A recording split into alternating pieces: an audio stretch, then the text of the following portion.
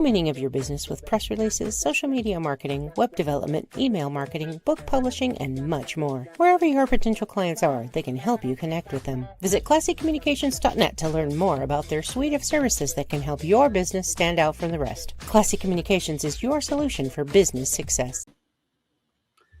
Hello, everyone, and welcome to the PRConnectionsRadio.com marathon, the third marathon. My name is Guy Dawson, and I am your host.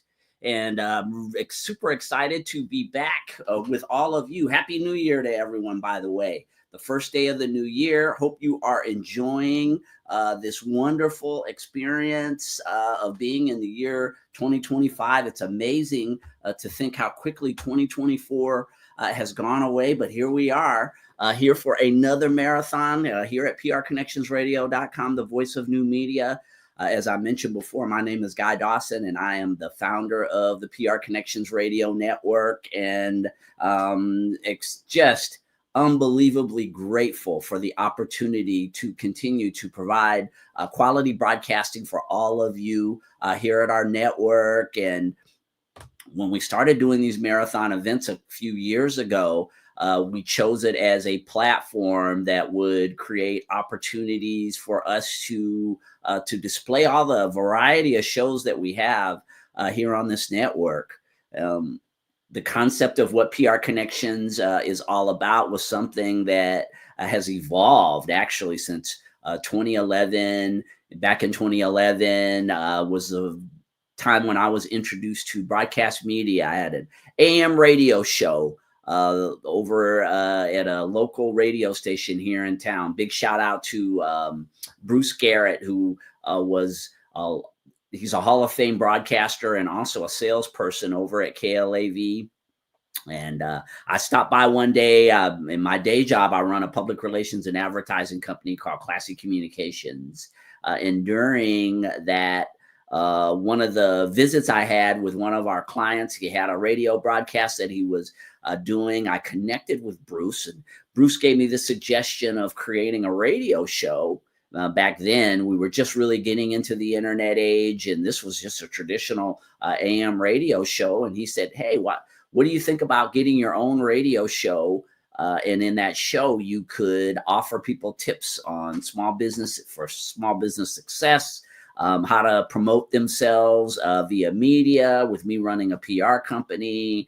And that was the beginning of what evolved into this radio show. I started doing it once a month, really with no background whatsoever in broadcasting, other than, again, being a PR guy and helping other people to go and do different aspects of media, showing up on radio shows, being a lot of things behind the scenes. But we launched the radio show, and I was extremely pleased, even doing it only once a month, at how much engagement we had, how many people were just thrilled for the opportunity to come on and promote their businesses. We had guests in all different genres. We had musicians, we had athletes, we had business owners, all these different people that we were creating a platform for to be able to promote themselves. And so after a while, after 1 year of doing the show once a month, we decided that we were going to evolve into a weekly show, ended up getting a weekly show started. And that really helped us to create higher engagement, helped us to connect with a lot more people. And that was really the foundation of what PR Connections Radio was built upon. It was built upon providing quality broadcasting. At this time, again, it was just purely over the radio. And from there, more opportunities to create other media began to evolve. And ultimately in 2020, when we were in the pandemic, I started to see a bigger vision of what we could do with PR Connections Radio, how we could take these new age ways to reach people, which is social media, of course, the internet, and that we could create opportunities for people out there who had things that they wanted to say, messages that they wanted to share via their podcasts, and really give them a system that they could plug into that would allow them to be able to host shows that they were proud of and to develop consistency. And so that was the beginning of what has now evolved into this complete network, prconnectionsradio.com. I believe we have at least 9 or 10 different shows that are currently airing on this network. We've got a whole lot of others in the works. And through these marathons, we like to give you all a taste of just some of the fantastic programming that these podcasters provide. One of the things that has really thrilled me, as I mentioned, this journey started back in 2011. And what's been a huge thrill for me is just really watching the evolution of media and this with these unique platforms, which are called podcasts. I remember when we were first doing shows back in 2011 at KLAV, they had a small internet studio, and actually had the opportunity to do a couple of the PR Connection shows in that smaller internet studio. But of course, at that time, we didn't know what internet radio would become. We didn't know. And we also didn't have this video component, which is really stepped up the game. But I could see it back then that there was going to be a big transition as the internet was evolving and people were really starting to take the internet more seriously, more than just a passing fad, that this is something truly that was going to be affecting our lives in a major way. By the time you get to 2010, 2011, you really see the culture of the internet and how it started to evolve. And when it came to media, with that internet radio station, I could see the direction that we were headed in. One of the things that I've always noticed in the time that I've been in business is that everything has its time. And I guess it's not just in business, but in life in general, is that things happen when they're supposed to happen. And that's certainly what happened with the evolution of these internet platforms.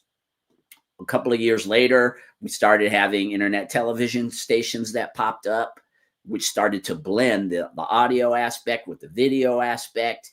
And of course, being able to increase your reach because of the internet. Because literally there are people all over the world who tune in to these podcasts that are created. So taking advantage of course, you kind of build things through your local audience. As I mentioned before, when we started PR Connections Radio, we were on a local radio station, just AM. So we didn't have that larger reach, at least at that time. And you kind of build your following generally regionally.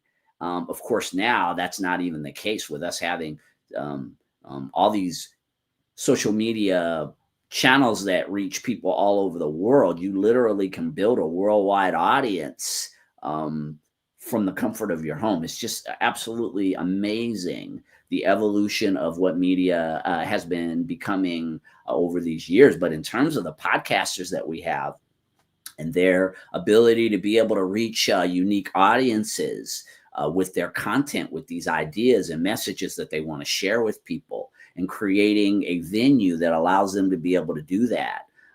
It's a thrill. And of course, the place that we're headed with this is more and more people are getting their information via the internet. Of course, there will always be a place for traditional media, but these streaming platforms like the one that we're creating here, where we can provide opportunities for people to completely share messages via it's fascinating. It's just absolutely fascinating, the things that we're doing here at prconnectionsradio.com. We also have these opportunities to, with the evolution of the audio platforms. So one of the things I had mentioned before, we were doing traditional radio at that time, and then we started to keep up with the Joneses, as you may say, and started to move into these video platforms. However, for me personally, audio has always been dear to my heart, and through the evolution of audio platforms as well as these video platforms, we've really been able to broaden our base. And here at prconnectionsradio.com, we've begun to have all of these podcasts that we create on our network also available to all of you via audio streaming platforms such as Spotify, which is a huge one. I know there are some podcasters on Spotify who reach millions, literally millions of people every day. Just purely through audio streaming. People enjoy being able to listen to audios whenever they want. And we wanted to get on the cutting edge of that as well. So Spotify, of course, is a very well-known one. You also have Apple Music. You have Amazon. I believe that there are about 10 different audio streaming platforms that we currently are utilizing in order to bring these podcasts to you, not only via the video platforms when it comes to social media. However, there is also this audio presence. It's just been so wonderful. And so being able to see the statistics kind of behind the scenes of the reach that you have through these audio platforms, it's just absolutely amazing. And so all of the shows that you're going to be seeing today are available. Number one, I would ask you to go to Spotify to check out the shows because, again, for those of you who are more into the audio aspect of this, not so much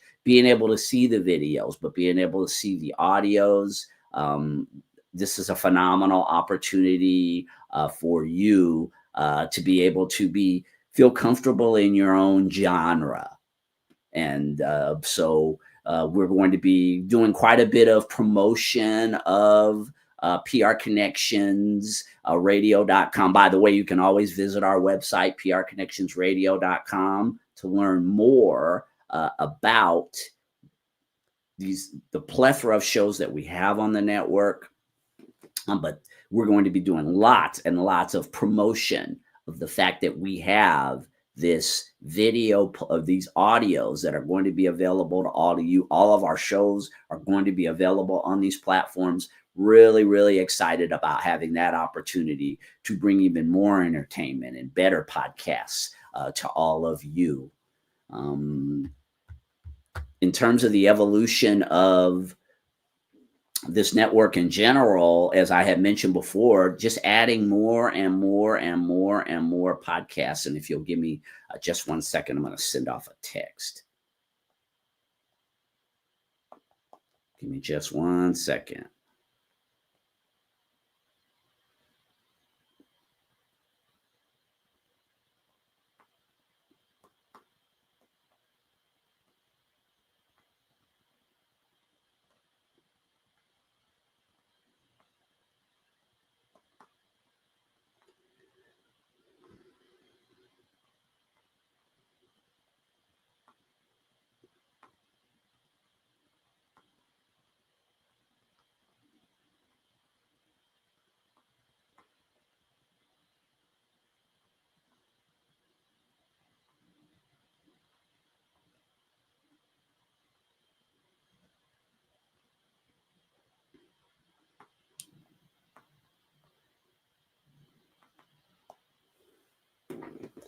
All right. I apologize to all of you. That was an important text that I absolutely had to send out. However, in terms of the shows that we're going to be bringing to the network, there are so many concepts and messages that we want to share. And we're looking for people out there who have messages that they want to share via our network. One of the things that has been extremely important as we've continued to develop this network is that we have been looking for more and more unique themes. So when you think about the types of shows that we are airing here at prconnectionsradio.com, there's just such a variety of genres, which is super exciting. So we have shows that deal with business, with mental health. We have sports shows. We have roundtables, all the different types of thought processes and thinking that exist out there. There's a podcast that you could literally create pretty much for anything. if you take the time and think about it. When you go, I am such a lover of YouTube, and I just really appreciate what these people who develop all these different channels over on YouTube are doing. And so it's pretty much, there's a podcast out there pretty much for anyone. And that has been a big part of our evolution as a network, is tapping into the fact that this is a genre when it comes to the world of podcasting that's just growing and growing and growing and developing, and that we are there's almost limitless possibilities, or it's not even almost limitless possibilities. There are literally limitless possibilities when you talk about the growth of what we can do in terms of the podcast world. For us, it's really about creating an environment that supports the success of the people that have to share these messages. And again, in a world where you have such a availability of vehicles and platforms that are specifically designed to share information with us here at PR Connections Radio, we're looking to continue to be on the new frontier. And again, the social media sites are so valuable in being able to allow us to reach audiences that we would ordinarily not be able to reach. However, we always want to encourage you to visit our website, prconnectionsradio.com, because on that specific website, you're able to see the video recordings of all of the different shows that we have on this network. There was interesting, I was listening to a podcaster yesterday or a couple of days ago, and the woman was talking about some of the statistics that are starting to come out about the impact of podcasts and the internet, and how people are starting to get their news via podcasts rather than tuning into cable. I know there's a huge decline in the participation in cable TV and a lot of the traditional media that is out there, and that statistically that you're seeing this massive increase in people getting their information, particularly the news, specifically the news, via social media sites such as YouTube and all these other places that you can get information. Which, again, for us, this is something that we as a network, as we've been developing, we see it, and we see that there's going to be even more emphasis on people getting their information in whatever form that is, whatever the need is that you have in life, that you can come to a streaming network like ours and get the answers to the questions that you have. And as I had mentioned before, we've got so many different shows, ideas and concepts and people who we're connecting with that are going to allow us to continue to build and build and build this network. And we literally just want to be a one-stop shop on both the video and audio sides to allow you to be able to get answers to the questions that you have, or to be entertained in the way that you want to be entertained via this podcast platform. Now that, so one of the wonderful things about the new age of media that I've been talking with you all about is the fact that so much content is available, and you can pretty much find answers to the questions that you have about anything, or be entertained in any way that you'd like to be entertained. Some of the challenges, however, that come with that is that when you have lots of options, it's difficult sometimes, especially for a network like us, where we feel we really have a high quality product to offer all of you. For us, it's all about making it easier for you to find us. And so, as I mentioned before, we are, of course, absolutely available to you on all of these social media platforms. We LinkedIn, Facebook, Twitch, X, Instagram. You can learn more about what we do at PR Connections Radio on all those platforms, as I'm continually wanting to share with all of you the ultimate source of information when it comes to the shows that we have is going to our website, prconnectionsradio.com.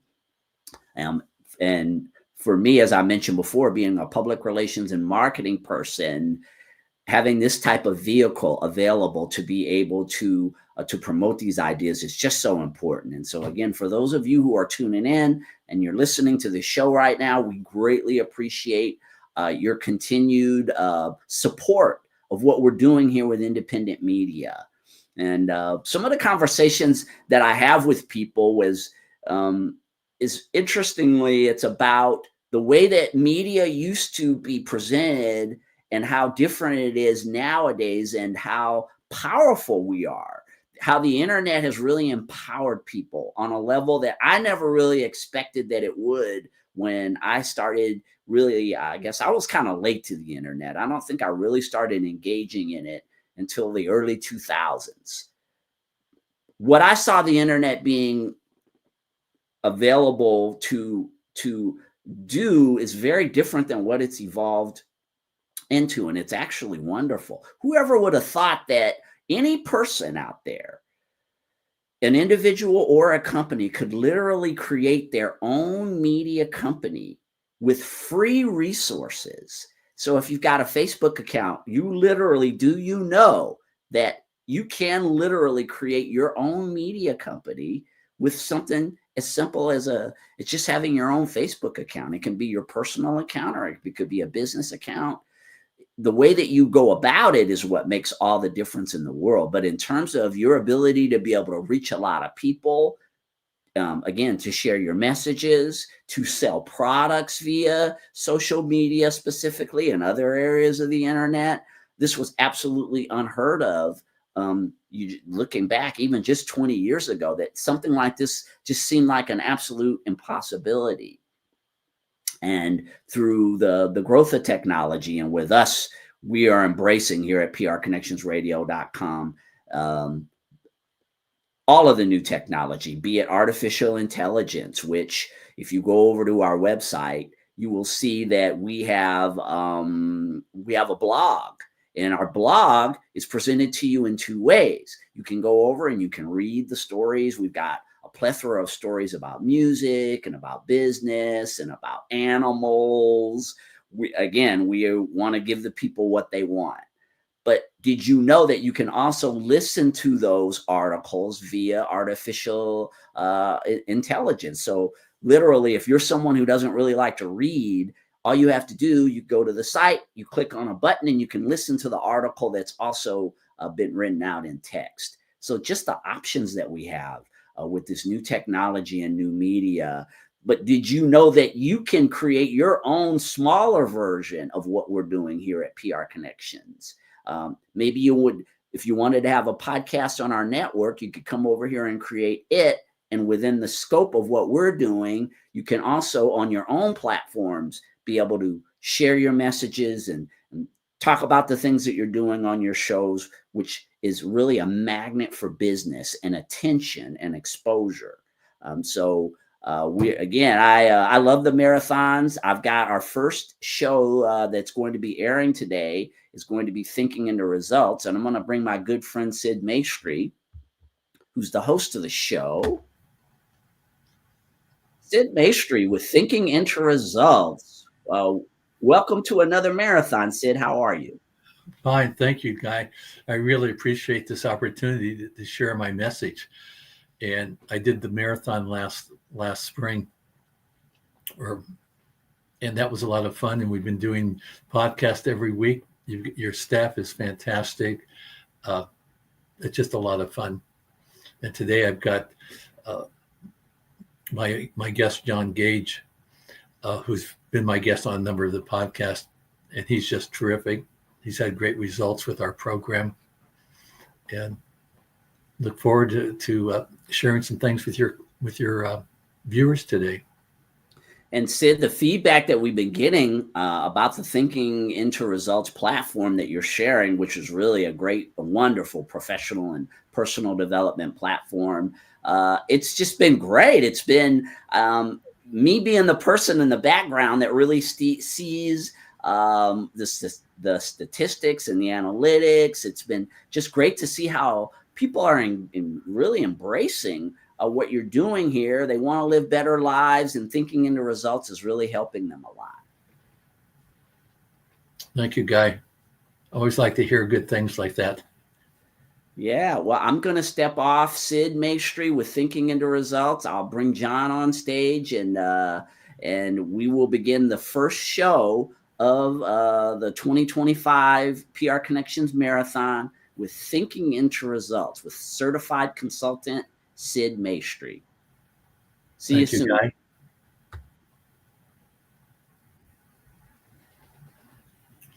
Welcome. I guess you can be very successful without one, and probably some people do. But I would not have accomplished anywhere near what I have accomplished without a mentor. I have had a number of mentors, and my whole life has changed dramatically. I went from going nowhere to having a business that operates all over the world. If you want to win in a big way, you want to get a mentor. It's almost like getting a direct pipeline from their mind to your mind, where you're gaining all their wisdom, all their experience, and all the studying that they've done over a number of years. And like that, you get it all in a short period of time. Are mentors important? Well, I'm going to tell you, mentors literally changed the course of my life. Let's take a look at what Thinking into Results is and what it could do for you, how it came about. You see, my life had changed dramatically. I went from earning nothing to earning over $1 million a year. And I was sitting one day and I was thinking, how did all this happen? Do you know, I was reading Think and Grow Rich. I was studying Earl Nightingale's material. But a lot of people have read those books and studied Earl's material. And they weren't accomplishing what I was accomplishing. So I had to ask myself, what am I doing so different? You see, I had been raised to believe if you're going to earn a lot of money, you've got to be really smart. I was earning over $1 million a year, and I didn't think I was that bright. I was also raised to believe if you don't go to school, you can't win. Well, I hadn't gone to school. I went to high school for about 2 months. I didn't have a good job. I owned the entire company. If you want to be happy, healthy, and prosperous, it's all here. Thinking into Results is going to show you how to get it. If what I've said really triggered something in your mind and you're thinking maybe, contact the certified PGI consultant, hit the button, leave the information, do yourself a favor, sit down and talk to them about what this program can do for you.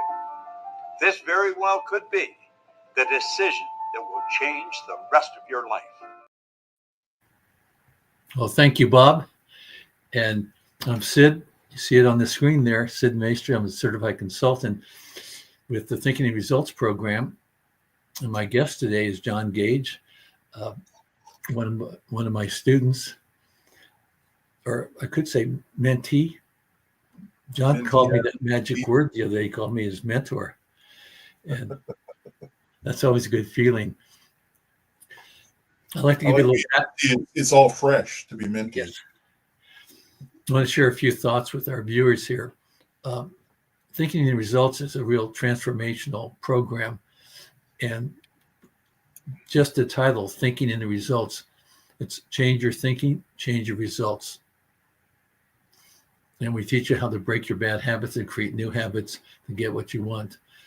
And Bob Proctor on the little video mentioned Think and Grow Rich by Napoleon Hill. This was, I think, first published in 1937. And so we're coming up on 90 years. Over 100 million copies have been sold around the world. And I do not believe there's any successful person today that hasn't read this book, because all the steps are in there. But something popped up on my screen.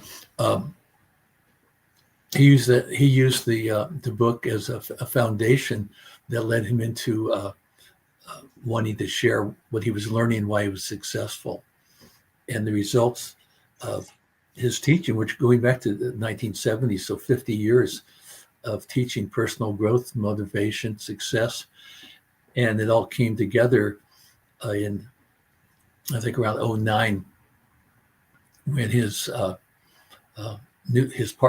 current partner was one of his students, liked what she heard, and she studied everything that Bob was teaching and written, and put all together what I would like to call the quintessential personal growth transformation program that companies and individuals are using in over 100 countries.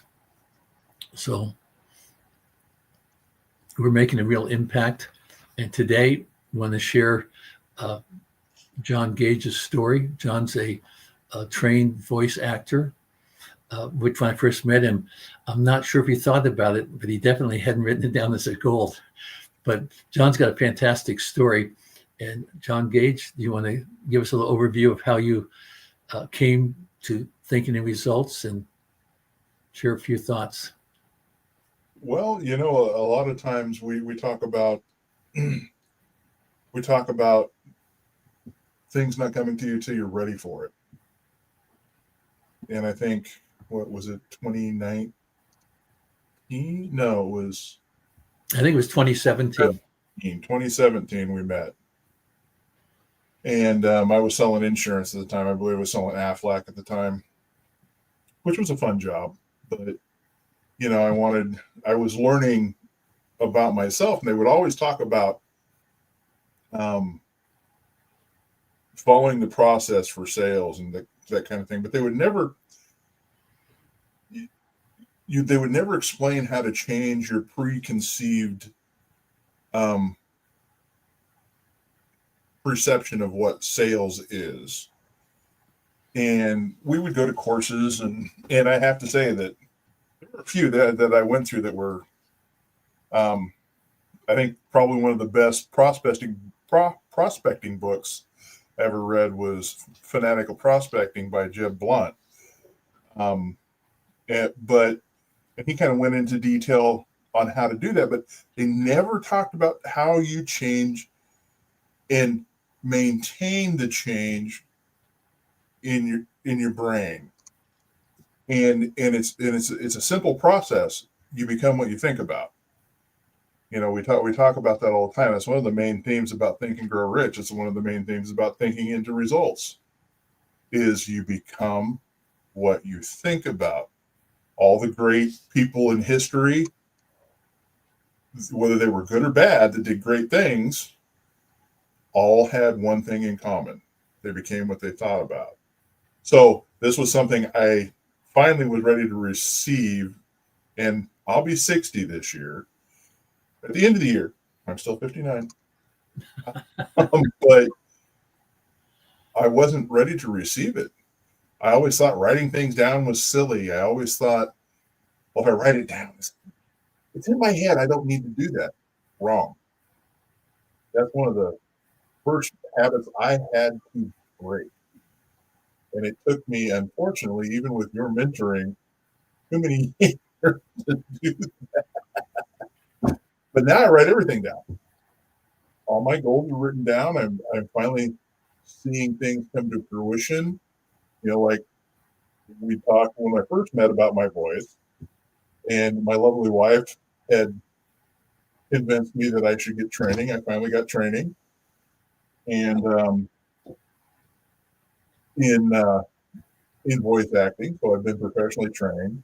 Unfortunately, I got very sick, but now I'm on the path of following that back up, doing all my exercises, I still have all of those classes I can refer to, and I have a map on how I'm going to get to my success. And I look at it every day. We're looking at our screen. I have my personal goal, my main personal goal, and my main work goal in front of me all the time when I'm sitting here. And it's nice and it's refreshing, and all my other goals, because we talk about having a vision board. My vision board is my computer screen, because I sit in front of a computer screen. To my right over here is my work computer.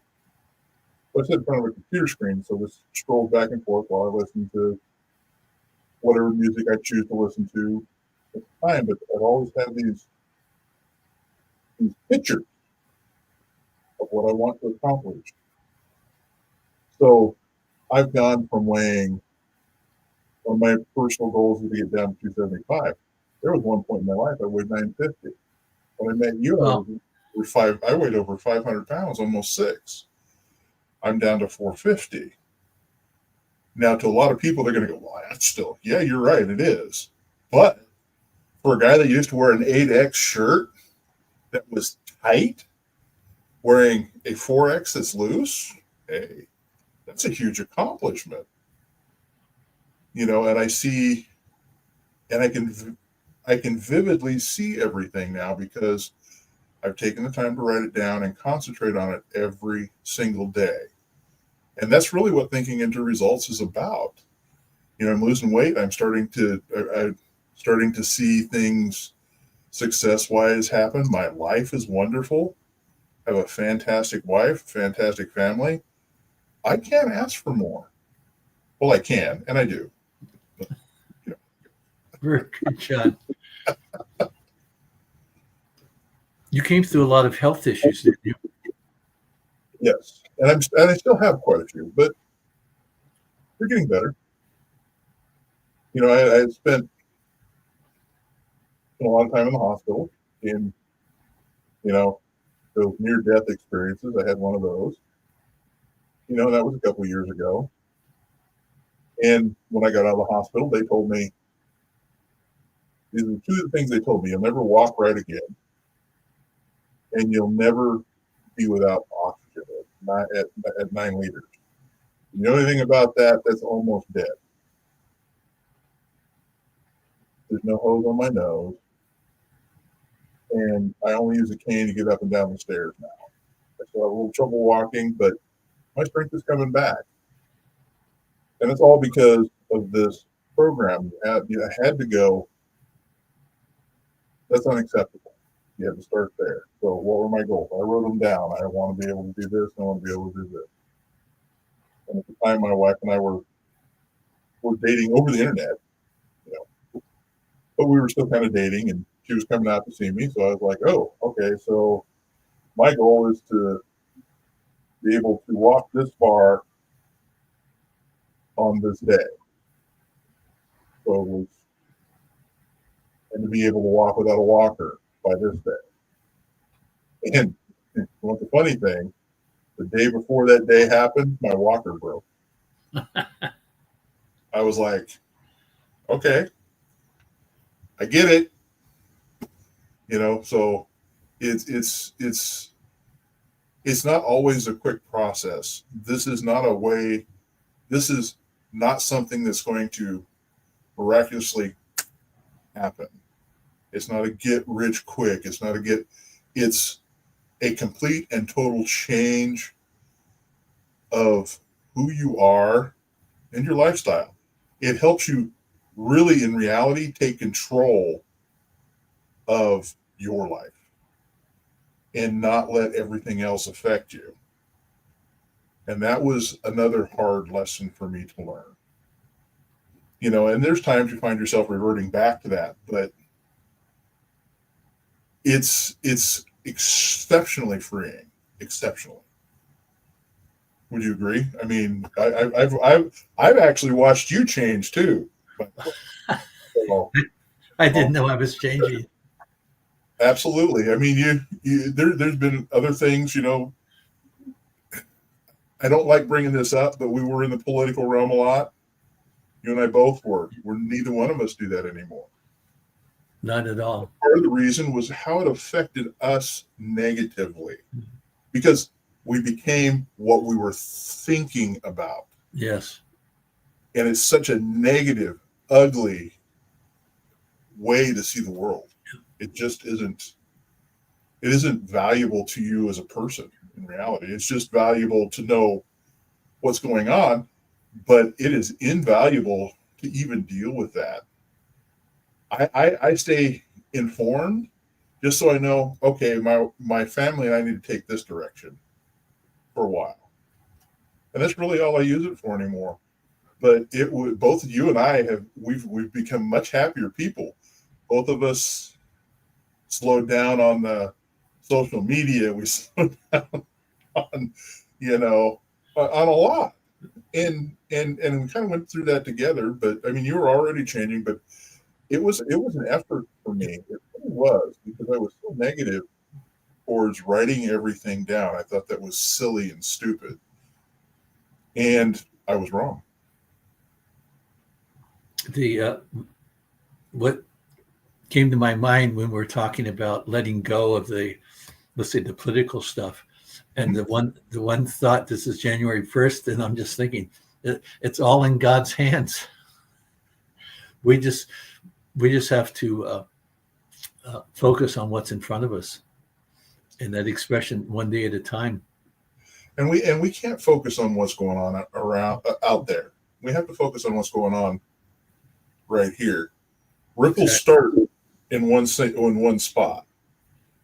You don't have an effect on the world when you're trying to affect the world without starting in your spot. Because you don't get ripples in water by throwing the rock all the way over to the other side. You don't get any ripples going over to the other side. You have to get the ripples by throwing the rock in a certain spot, and then the ripples will eventually spread out. And that's what we have to do as human beings to remain sane, for one. You made me think of something. I want to say the real difference in what Bob's teaching and Bob Proctor's teachings and the seminars he would do. There were always things to do afterwards. Mm-hmm. One time there was a paragraph we had to write left-handed, or our opposite hand, and do it every day for 90 days. And there's 500 people for this weekend event. And he says, and then text Gina, his assistant, that you did it. And so I think the second day I realized, oh, there's 500 of us sending her an email. She's not opening them. No. But the difference in all the motivational speakers out there, people get really excited at December of the weekend. And I was talking, and generally nothing happens afterwards. And I was talking to one of the vice presidents at Procter Gallagher about that. And I said, they probably forget everything within 30 days. And he says, no, they forget it the next day. Because they go back Monday and they're back in doing their life and what they're doing and their habits. Well, if you want to get technical, you were right. That is within 30 days.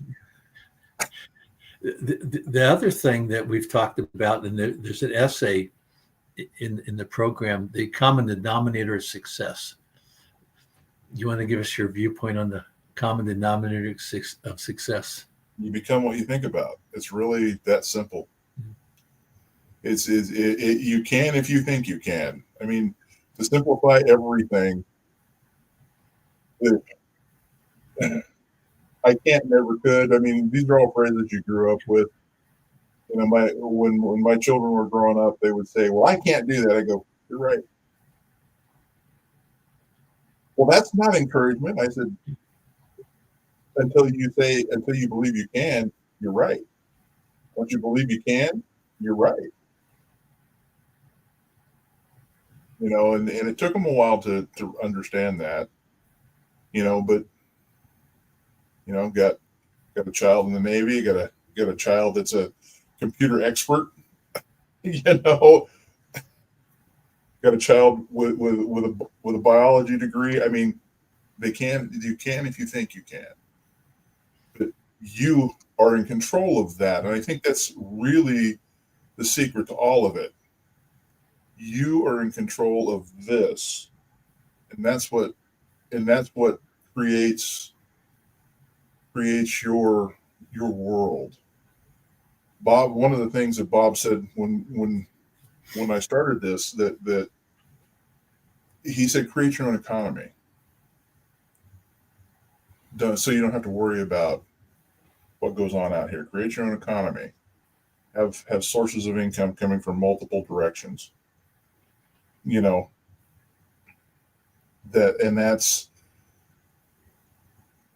it's overwhelming when you think about it initially.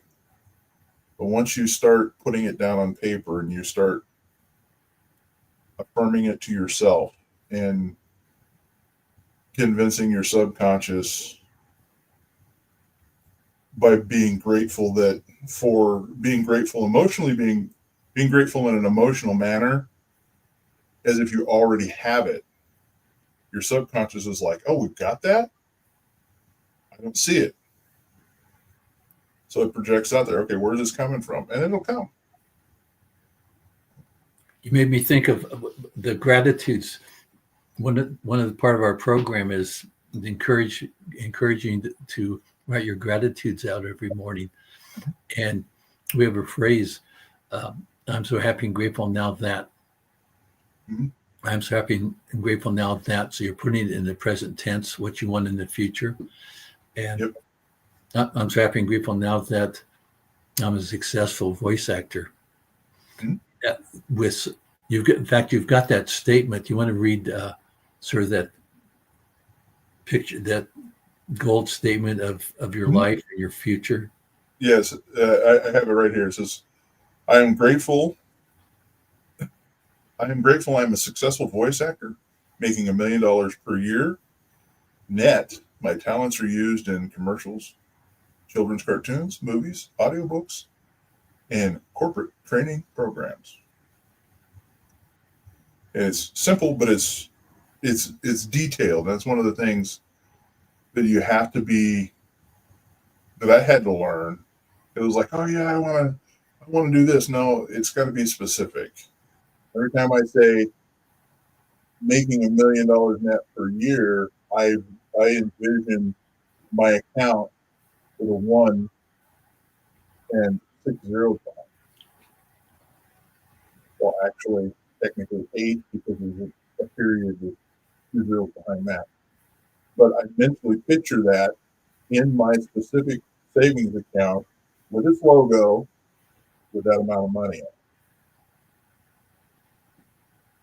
So,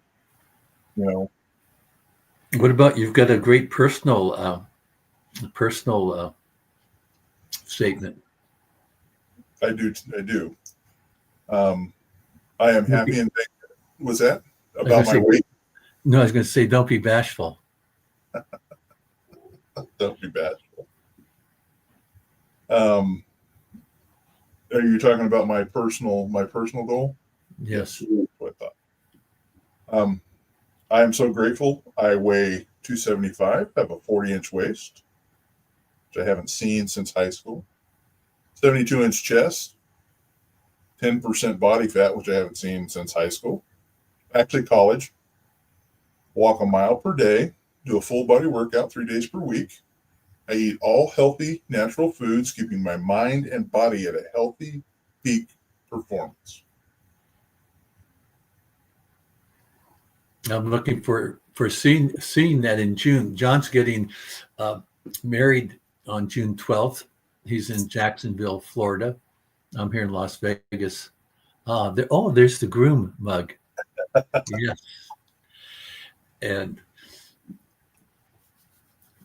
John was here in Vegas when I met him. And so we've been friends ever since. And I'm really looking forward to, I've never been to Jacksonville. So I'm looking forward to that, looking to see how trim and sleek you're going to be. Well, and you'll be here at the coolest part of the summer too. So, the turtle mating season, there's all kinds of beautiful things. I mean, this state is absolutely gorgeous. Did you say turtle? It's turtle mating season. Oh, well, yeah. I have Alexa, and they had a joke, a question, and sea turtle mating season. I want to be clear about that. It's sea turtle mating season at that time. Okay. Because there's more than just. There's several turtles here. It's the sea turtle mating season at that time. So the question is, why did the turtle cross the road? We don't know, because it hasn't got there yet. They haven't got there. I actually laughed out loud. I live alone. Well, I have a cat. He kind of looked at me funny when I laughed, but I thought that was good. I want to go back to the common denominator of success. Mhm. You gave the big picture. We become what we think about Correct. all day long. And there's an expression or a statement that successful people are doing things that unsuccessful people don't want to do. And I like to say when the second shoe hits the floor, the successful people don't want to do them either. No, they don't. It begs the question, well, why do they do them? Because successful people know what they want. They're committed. They do whatever it takes, as long as it's legal. And they can face it every day. We call it doing the things you don't want to do, but are necessary to get what you want. We use the expression, the terror barrier. When you have a task to do and you're uncomfortable and you really don't want to do it, we teach you how to we call it to break through the terror barrier. Yeah. And not getting a lot of detail, but we help you understand how the mind works, the relationship of the conscious mind and the subconscious mind, and the impact the subconscious mind has on your actions. Your conscious mind wants to do something. You got a to-do list. These are things I have to do for success. Mm-hmm. And you don't do them all because the subconscious sabotages you. And then we come up with the term, your paradigm. Right. Well, and that's why, oops, I'm sorry. Oh. That's why I was talking about seeing vividly what's in my checking account. Yes. Because we don't see in words, we see in pictures. I'm glad you mentioned that. I didn't realize I saw in picture. I thought in pictures till I met Bob 8 years ago, and we talked about visualization. I thought I couldn't visualize because I thought it took an effort. I didn't know I was doing it all my life just to think of something. Right now, if I mention, I like to say a red Ferrari, to have a picture on the wall, on the bookshelf behind me, and I know what it looks like. I don't have to see the picture, but I know what it looks like, and I'm sure everyone that's listening to us knows what a red Ferrari looks like.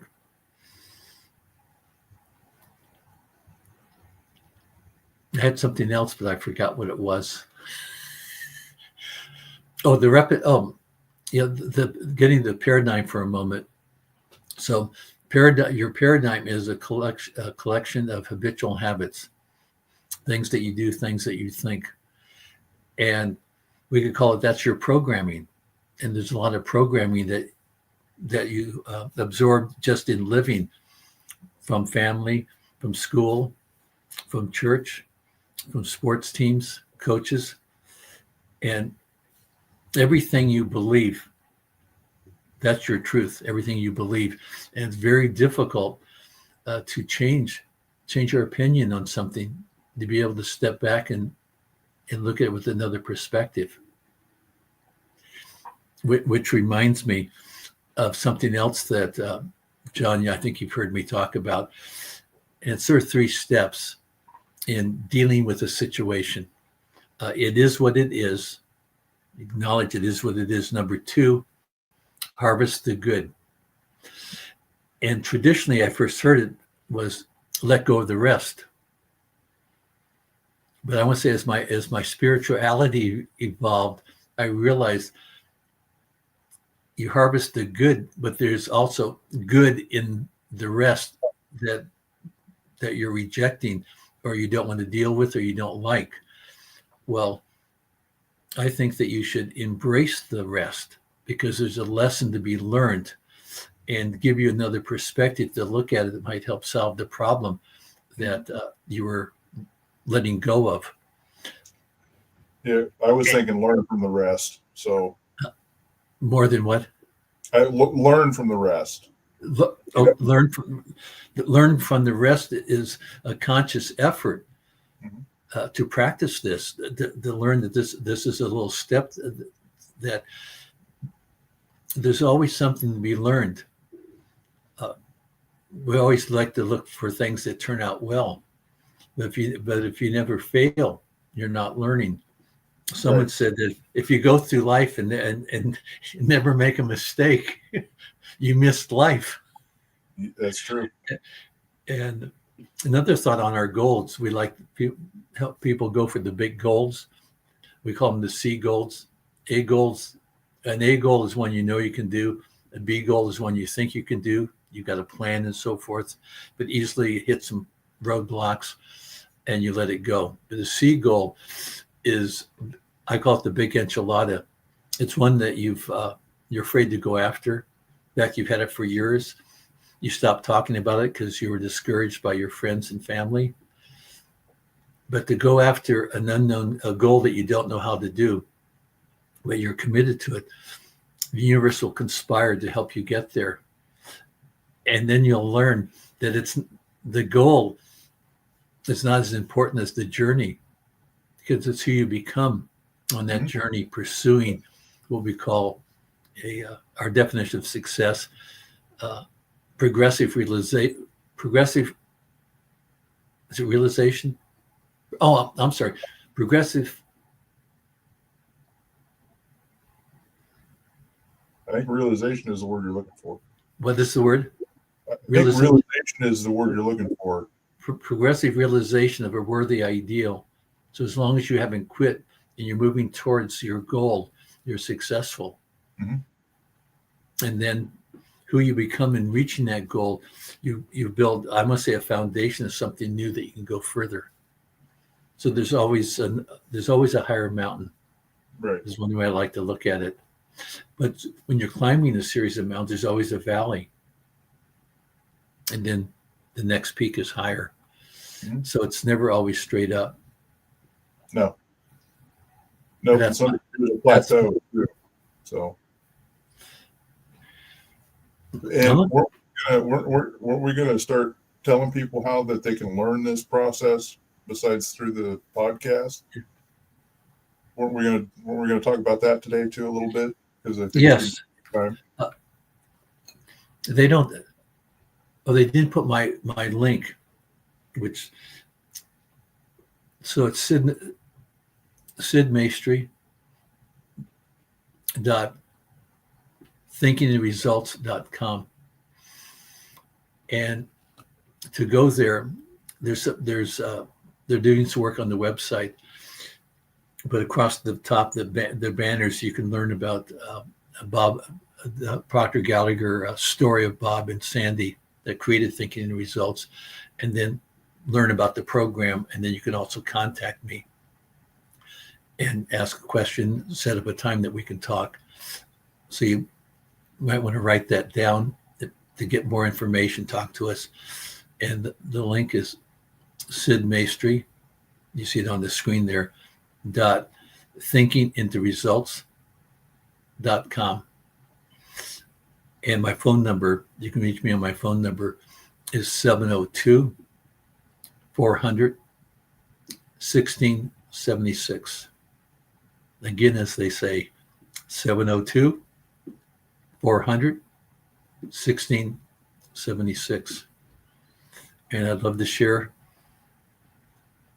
some thoughts. Isn't the landing page, doesn't it show nothing appears on the landing page yet still? Right. They're still working on that, but you can go to the bars on top. Yeah, the content. All the pages, just so everybody knows. At the moment, it's being worked on. Unfortunately, they're not sure what the issue is, so they're trying to fix it. Thanks for bringing that up, John. So today I'm looking at the clock up there. So whether we have 1 minute or 3 minutes. Well, the clock is going to run all day because it's a marathon, remember? Oh, that's right. And we're the first show. We're the first show. Guy Dawson did an intro of what PR Connections is and what the work they're doing in helping individuals like ourselves promote our businesses. And he's got I want to say a good stable of podcasters. Mm-hmm. And that's a good place to meet new people, learn new things. Well, tell me, we're 2025. Mhm. Do you have some specific goals? I mean, you've got a lot of goals, but I've got a lot of my specific goals. My goals don't change until I obtain them, because the only thing that changes is the plan. You don't ever change the goal.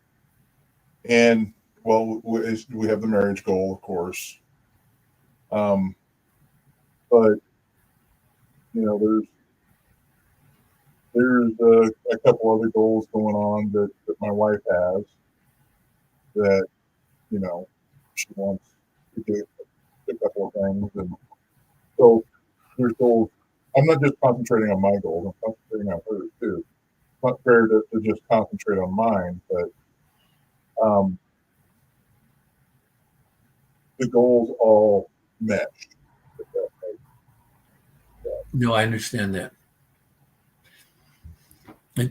I just remembered that the big picture with TIR, John's been talking about his goals, but thinking results can help you with debt reduction, job promotion, maybe weight release, building wealth, better your marriage, improved health, or any goal that you have.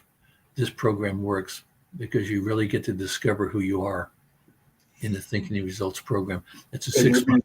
And you'd be surprised what else changes just naturally because of it. It's a 6 month program, and costs $6,000. That's you can pay all at once, or we can do payments, $2,000 down and then $1,000 a month for 4 months. And the program that you get is digital, and it's yours.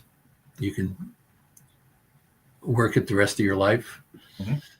But the first 6 months, I work with you every week. And my goal is helping you reach your goals. And it's invaluable. It really is. Spending that money was one of the wisest choices I've ever made, besides my wife, which was the wisest choice I've made. I'm going to share a secret. So I was retired, so I could say I came out of retirement to share this teaching. And I'm 83. And people say, why aren't you out playing golf? Well, I can play a little golf, but my passion is to share this information because it's changed my life and what I'm doing. And I have a website. So I do spiritual teaching, spiritual mentoring. So spiritualwarriormentor.com. There's a what's your number, and that you can put your birth date in there, and it'll calculate and tell you how many days till you're 100. And that's about making a difference in people's lives. So I have 6,000 days or so till my 100th birthday. Now I'm going to be sharing this and helping people. Well, we probably should let other people talk, huh? It's getting close to that time. Oh, there it goes. Guy Dawson. Very well done, fellas. Really appreciated the information that you shared. As someone who has done a lot of studying of the Thinking into Results platform, and it's great, John, to hear how it's working in your life. We got a whole team at Classy Communications and PR Connections who are also implementing these principles. This is really powerful stuff for those of you who are tuning in. Really reach out to these guys. It absolutely is. It's one of the, like I said before, besides my wife, it's the wisest choice I've ever made, because it's helped me change. You change here, and then you change here. What changes up here, you can share with everybody else, because if you show yourself unconditional love, I can love everybody else unconditionally because I know how to do it. And this really kind of does that. Yeah, absolutely. Again, I know I personally have been enjoying the information that you guys are sharing on a weekly basis, as has our audience. And will the two of you share with everyone when they can tune into your show again? Next Wednesday at 1:00 Pacific Standard Time, 1 to 1:30. And I think we're going to start. We have 12 lessons here, and it's the new year. We're going to start with our first lesson, which is called A Worthy Ideal. We're dealing with your goals. And again, I said earlier, going after your C goal, the goal that you've never done before, and you don't know how to do it, or you know a little bit, but you don't know how to really get there. And you'll learn how to work with this program. And I like to say, when you know what you want, when you sincerely know what you want, the universe will conspire to help you get it. Yes, it will. That is absolutely true. And again, keep up the amazing work, guys. Thinking into Results, one of the phenomenal shows that we have here at prconnectionsradio.com. If you'd like to watch past shows, please go to our website. They have really shared some topics I think that can be very impactful for those of you who are into personal and professional growth, or for that matter, right, guys, just wanting to live a better life, right? It's not always about, although we tend to be very goal-oriented people here on this network, and but your goal of living a better life is what it's really all about, right? Yes. Exactly. 100%. All right. Everything about this is about being a better you and a better life. Absolutely. Well, thanks, guys, for being a part of the marathon today. And I wish you nothing but continued success with Thinking into Results, one of the, again, excellent shows that we have on our network. Thank you, Guy. Appreciate having us on. All right. John? All right. Guess what? There's going to be more shows that are going to be airing here at prconnectionsradio.com during this marathon today. I'm going to bring my good friend for quite a while, Katie Wechter. Katie, you're back. I'm back. You and I, we run into one another through marathons pretty much nowadays. That's you are right. A very busy woman. Congratulations on your recent marriage, by the way. Thank you so much. Yeah, 2024 was a busy year, and yeah, it was exciting. But you're right. We only see each other through marathons these days, so we'll have to change it. Thank God for social media, though, because that's one of the ways that you're able to keep up with your friends. Yeah, absolutely. Yeah, and I see you've been doing amazing things too. So yeah, I'm just really excited to be here, ready for 2025, ready for the new season of Watching Mental Health. Yeah, so you're heading into your third season, or are you already in your third season? So this will be my third season, and yeah, today we're gonna just kick it off fresh with season 3, episode 1, and we're gonna bring one of my very best friends in the whole wide world on. So I'm really excited. It's gonna be a fun episode.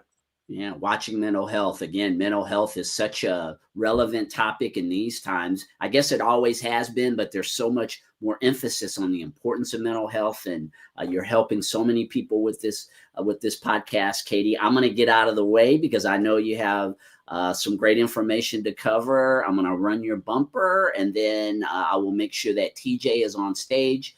So the second show on the marathon today, everyone, Watching Mental Health with Katie Wechter. Go get them, Katie. Thanks. Welcome to Watching Mental Health, where we break down the stories, stigmas, and research in mental health. It's time to have an open conversation. So let's talk about it. All right. Hi, everyone. What's up? This is TJ Bozarth, and my name is Katie Rose Wechter. Now, Katie Rose Flores, officially married woman.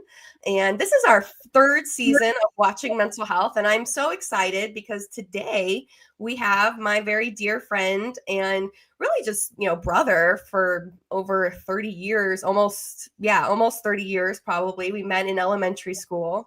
And I'm just so excited to have you here today. Thank you so much for joining me. No, thank you. I'm excited. This is awesome. So I'm gonna give a little background on you, and then I'll ask you a little bit more in your own words who you are. So just so everyone knows, TJ Bozarth lives in Austin, Texas, but he grew up here in Las Vegas, Nevada with me, and he earned a film degree from UNLV. As an advocate for non-traditional relationships, he is creating a radio theater musical about choosing to forego having children in modern America.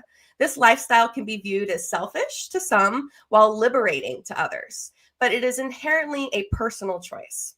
In a world where societal expectations can put a lot of pressure on anyone, TJ's musical hopes to give a voice to the psychological hardships of the often overlooked childless minority. Join us today as we really dive into what that means, what the psychology behind choosing to forego having children means, and really, as a millennial in our lifestyle, the mental health behind that, because it is such a big deal in our world. So before we dive into all of those topics, TJ, tell me a little bit more about yourself in your own words. Sure. Yeah, you hit all the major plot points there, so I'll have to be creative here. But yeah, I grew up in Vegas, actually not too far down the street from you, and I think I kind of fall into that millennial category in that we're kind of like a middle child of generational trauma. Like we didn't have, the big war like our parents did, and we're not completely devoid of physical intimacy like the Generation Z is now,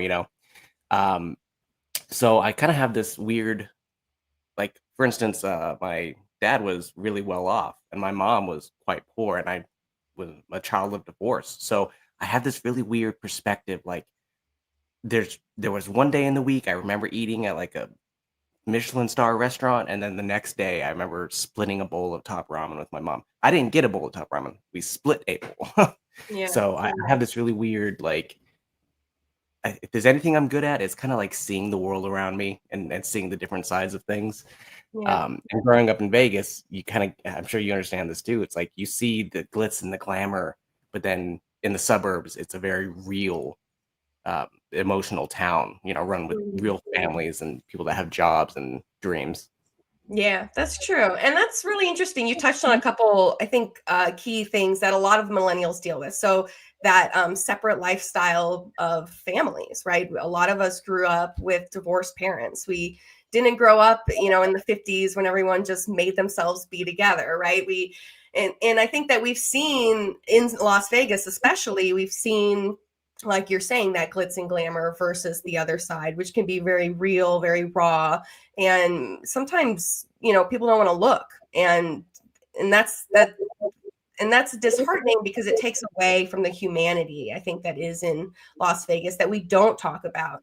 And so other topics that we really don't talk about, but a lot of people are doing, is not having children. And actually, people are like worried. Some people are worried that our world population is going to suffer. We're going to go down because of this. Other people are like, there's too many people in the world, and we all. So it's hard to know what the right thing is. But what I do know is that millennials are choosing not to have children, and I think you and I both represent that. We have both, in some ways, made that decision. I think I decided a long time ago I wasn't going to have children, but I think that just lifestyles is kind of what happens, and you build that. And so tell me more about your thoughts on having a childless relationship. You've been married for a few years now. So tell me more about that. Yeah. We got married in 2017, and,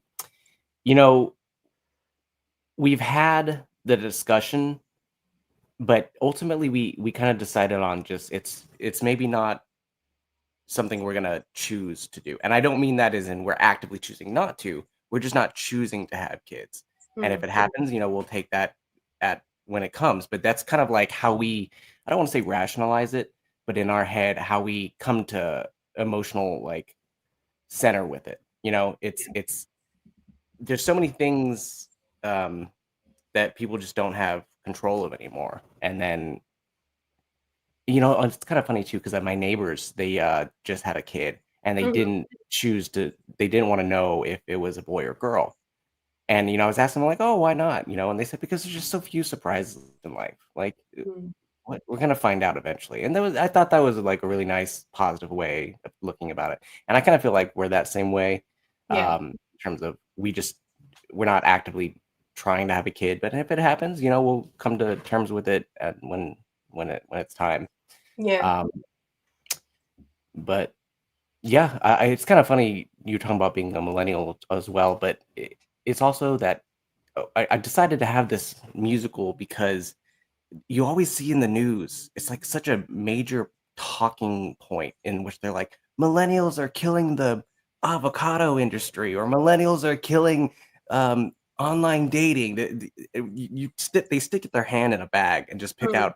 We kill everything. And we're killing it. We're killing it. Yeah. We were killing it, but that means something completely different to them. But Right. so I just thought it'd be funny, like, oh, I started with the idea where I was thinking, like, I just want to write a musical. First of all, I started writing the musical in the middle of COVID just for my own mental health. Like, I just wanted something to get my mind off, Distract lockdown. yourself, Yeah, the overall negativity of COVID and stuff. So I was like, oh, I'm just going to go back to writing. I used to write a lot. I'm like, I'm going to go back to writing. It's fun. So then I was thinking, like, oh, I've always wanted to write a musical. And me and you are big into poetry. Like, I think we swap poetry, middle school, Right. And then I thought, well, what would be the funniest group of people that I could write a musical about? And I was like, oh, millennials are killing the beekeeping industry. The millennials are killing. So I had all these ideas, and then finally, I just thought, well, I think it's most relevant to talk about the fact that we really, truly are kind of killing the baby industry. Right.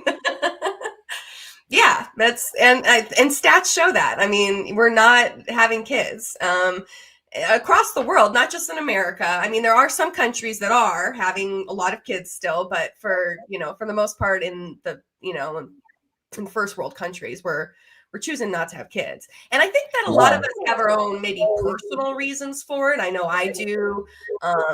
It's not like I'm actively against having kids, but I really have never had that desire to have kids. And again, I have my own personal stuff, but I think in many ways, us millennials, I mean, I think we're exhausted. I think we're just trying to survive. I think that we grew up basically being told that the world was going to end from Y2K on. And we're just kind of like whatever about it. And maybe that's a passe kind of, response, but maybe that's just where my head is at right now. But I don't know. I think it's interesting that so many millennials are choosing to live that DINK lifestyle, which is double income, no kids, for those who don't know what DINK stands for. What do you think on that? I think the stats absolutely do show it, and you're totally right, because I was reading that the PEW Research Center shows that 47% of couples don't have children, which is up 10% total since 5 or 6 years ago. So 10% in 6 years, that's a huge jump. Yeah, it's a huge jump. And you're right. I mean, the thing is, it's such a personal choice, because I'm glad you said that people seem to think that people that don't choose not to have kids are like angry and they hate kids. In fact, I had to retroactively change the first song. Like, I sat down with my partners and we were talking about it. And we're like, it kind of comes off a little angry. I was like, oh, I was just trying to be funny when I wrote it. They're like, well, we got to be like a little bit more upfront the fact that we don't hate kids. So we had to change the first song to basically say, hey, we don't hate kids. We hate you telling us to have kids. Right. I love that. So tell me more about DINK the musical. Yeah, so as you said, it's double income, no kids. And I came up with the idea that I wanted to do. First of all, it was a lot of budget reasons, right? I was a film major, as you said, and I kind of stepped away from that, unfortunately, just for my own mental health again. Like, I was not making any money, and I was like selling plasma, blood plasma, just to feed myself, because I was working like for free for friends and hoping that one day they'd hit it big and throw me a bone. And of course, we're all starving artists still, so not really. So I kind of sold out and I joined a corporate job. But that's been able to help me actually, at least, at my house. I was able to get married, and able to travel back to Vegas whenever I want, and but so I wrote the musical, and for budget reasons, I wanted to make it radio theater, and I thought I was a genius when I came up with this idea. I was like, oh, it's like a podcast and a musical.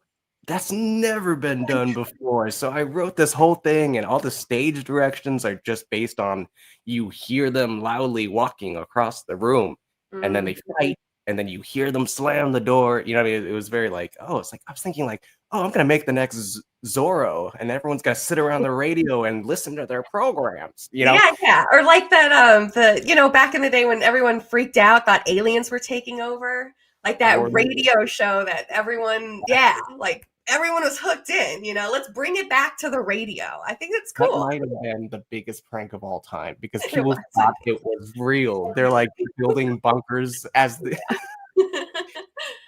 so I wrote this radio theater, and it's a musical podcast, and there are some out there, that's for sure, and some of them are really good. Actually, I was able to like kind of listen to them and see like, oh, this is how to do it, this is where I can fix it.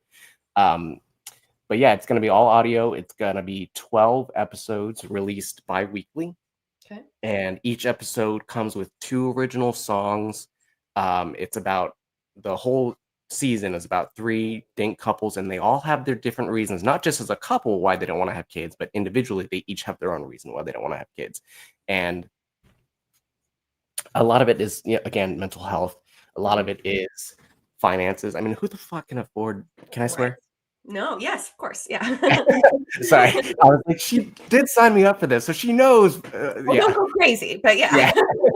But who the hell can afford to have kids anyways? Let's be completely honest, right? It's crazy, And one of my favorite characters that I wrote into the musical is just like, you know what? Their reason is that it's none of your business.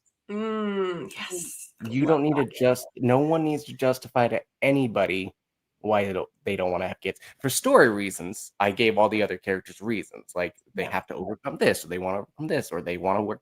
One of the characters, she has, a lot of emotional trauma, and she's afraid. She doesn't necessarily don't want to have kids, but she's afraid to pass that on to a child, whether consciously or subconsciously. I mean, we inherit our parents' trauma, even though they try so hard to pretend. You grow up and you see your parents, and they're these superheroes, but then you there's a hard lesson you learn when you're like, oh, they're just people. That's right. And they're struggling. And I see that now, even though a lot of times people don't have that relationship with their parents where they can talk about the fact that they have that thing in common. Yeah, no, that is a really hard lesson to learn. And I think we all learn that at one point when we, have issues with the parents. There's always a time where you have to recognize that they're just people, and we're all just people, and people are flawed, and that's just how it is. But we do deal with a lot of that, and I think finance is a big thing, and I think that, frankly, like you said, at the end of the day, it is no one else's reason. There is no reason for them to know. It's none of their business. I remember, so I just got married, right? And it's been 3 months or some change or something like that. And awesome. It was so much fun. I'm really good at it. And the question I've gotten the most is, oh, that's so great. So when are you going to have kids? It's always that immediately. They know nothing about me. They know nothing about my husband. They know nothing about our age difference. They know nothing about nothing. And the fact is it doesn't even matter if they knew that. They shouldn't be asking a question that really can go so much deeper than, oh, we're thinking about it, we're not thinking about it. There are so many reasons that people don't have children. And what if I couldn't have kids? What if you just opened up that can of worms? Exactly. What if I had a miscarriage, and then now I have to relive that trauma in front of you while we're out in public and you're just bringing up kids? It's people don't realize how deep of a subject it can be. It's not just about choosing or not choosing. Yeah, and I'm so petty when it comes to that. I'm sorry, I'm really petty, and that's why I wrote a whole freaking musical about it, just to kind of show them people's faces. Right after I had gotten married, I had this boss, and she every day was asking me, "When are you gonna have kids? When are you gonna have kids? When are you gonna have kids?" And it got to the point where I don't know why she had 4. And happy for her. Yeah. But she would give like my coworkers time off. I don't mean time off, like they get to leave early, their kids get to come into work, they get to take extra long lunch breaks, all this because of kids. And obviously kids need more attention, right?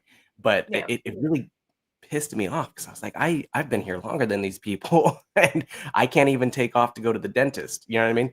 Or Yeah.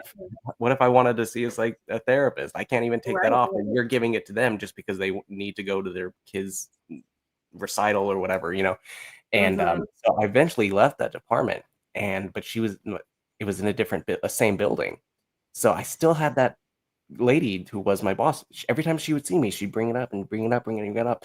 And then finally I got so fed up with her. I said, she's, "Oh, so any kids yet?" And I said, "No, just a couple of miscarriages. Thanks." And it felt so good watching the look on her face as she was like, it's like watching a monkey use tools. She was like, maybe I shouldn't ask people that. Right. Just the slow realization coming to her that, oh yeah, that was probably inappropriate of me to do. Yeah. Yeah, for sure. Especially in the job. Like, oh my gosh. Like, dude. She is not talking me sense. And we see each other almost every day. And I think and I'm like, good for you for being some humility. That's hilarious. Oh, that's so funny. Well, so this is a show all about mental health, and in a lot of ways, what we're talking about is related to mental health. And you've mentioned mental health a few times already. So talk to me a little bit more about, why does mental health matter to you? Why does doing something like this help your mental health? Because I feel like it really has. Sure. Well, you know this about me, but the audience doesn't, and that's I am quite anti-conformity to like a flawed degree, and it comes up as a joke most of the time, but in general I tend to just steer away from pretty much anything that is pushed upon me or expected of me. So my father is Asian, and Asians, I'm sorry, I just tend to be culturally very anti-mental health. They take it very seriously. You don't need to talk to anyone else. You don't need an emotional support system. You are my kid, and I raised you to be strong and not cry, and that's all, right? So I remember, I remember telling my dad once, I was like, "Oh, I think I might want to be a therapist." I was just a dumb kid. I didn't know, right? Clearly, I don't want to be a therapist. I'd be so bad at it. I think I'd have no repeat customers because they'd just leave the office crying. I'm like, "God, you're so stupid. Get over it." But no, Okay. but my dad was like, "Oh, you don't want to be in mental health. That's not a real business." I'm like, "What do you?" Of course it is. So it was like a core memory, him telling me that, therapy is just like a scam. So is that because of that, and because of my anti-conformities, I've always kind of latched onto that mental health is important, just to go against his belief, and now it's ingrained in me. It's very important that I don't know. It's the adventure of life can be big or small. You can go near, far. Like you're a rare desert flower. You've never left. You never moved out of Vegas. Right. So some people might say like, "Oh, she's still in her hometown or whatever." But no, the adventure you take is in here. It's in here. So this needs to be healthy for you to even consider your life worth a damn. Yeah, absolutely. I like that your mental health journey started off as being rebellious. You're like, fuck this. Mental health matters. Because, I think for a long time, society has really pushed it down as, oh, those are just crazy people, whatever. And, and now we're in a new age in which, mental health is given a lot more credit, and we're talking about it right now. And it's so powerful. It's so important. But in some ways, and this might be a difficult subject for some to understand, but in some ways we've kind of gone so much the other direction that we have all of these people who, yeah, life is hard. Life sucks. We're all just struggling. And I'm feeling anxious. But does that mean that I have ADHD and I'm really suffering and I need to be on medication and I can't focus at work? Does that mean that I really need to go down this ADD path? For me, it's interesting because there are people who are severely ADD or ADHD or severely anxious or, have severe depression, and they struggle. And I see them every day struggle. And then there are other people who are just kind of using these terms as like a new trendy way to say, oh, hey, life sucks and it's hard. And that's have anxiety right now is the cool thing. I mean, you look at like the TikTok generation, and it always bothers me when I see, I don't watch TikTok, but of course they pop up as social media at various places, right? It always bothers me when I see someone who set up their camera and lit the room and then framed themselves and put their makeup on to show them having a panic attack, like in their room. And I've had panic attacks. I'm sure you have too. It's like I could not. I couldn't. I don't think I'd be able to. I don't think I'd be able to get my phone straight enough for the never do that. Yeah, it's so weird that our parents are just, or at least mine are, we're just so anti mental health, and you just hold it in. And I feel like our kids, I don't know, kids, we don't have any kids, but our kids, it's the cool thing to do. It's such a overcorrection. And then that's why I said, people like us are the middle child of emotional trauma, because we do fall in the middle, but we fall in the middle that neither side can connect with us. Right. Our mental health isn't cool. It's passe, right? And then to our parents, it doesn't exist at all. So exactly. No, I'm actually glad that you went back and explained that kind of middle child feeling, because you look at Gen X, and I feel like Gen X is kind of like the middle child of generations. We just forget about them. But in the way that you just said it, we absolutely are stuck right there in the middle. We were the first and last generation to go outside and ride our bikes and go home and get on AOL, right? So we were the very first and last to experience some of those things in their own authentic ways. And you are so right. I see these people going on social media, having complete breakdowns. And I'm like, I would never be able to even function to do that during a breakdown. I'm having a massive panic attack. I'm not going to go show the world that. And then a lot of people, and so let's talk about this. So a lot of people talk about in this social media versus mental health in our millennial and our Gen Zs. A lot of millennials and Gen Zs are struggling with mental health. They're calling this our, mental health pandemic. We're in an epidemic, and we absolutely are. People are struggling. But going online and to show your breakdown is probably not the way to get past whatever breakdown you're experiencing, because people are cruel online, and there's no reason to be making money or making fun or making light of that.